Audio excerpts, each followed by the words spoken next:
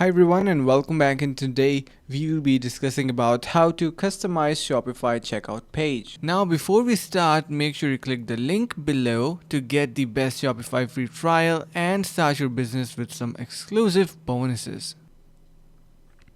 First, what you need to do is simply head over to your online store and then head over to themes. Once you are there, click on customize. Now we need to head over to our checkout page since we want to edit that. So let's just say our checkout page is through our basically, if we want to, let's just go back to our products section, and currently we are on our home page products collection, and for the checkout page you can click on this checkout and customer accounts page from top, and here you can add your modifications, like for example let it load. So this is how it looks. If you want to enable different type of options, if you want to add a logo, you can do that from the section. If you want to simply change the logo placement, you can do using logo alignment, and you can also add a background image. Let's just do that. I'm going to be choosing, let's just say add an image. Let's just choose from our local store if we got anything in here. So I'm going to be going for something that looks pretty decent,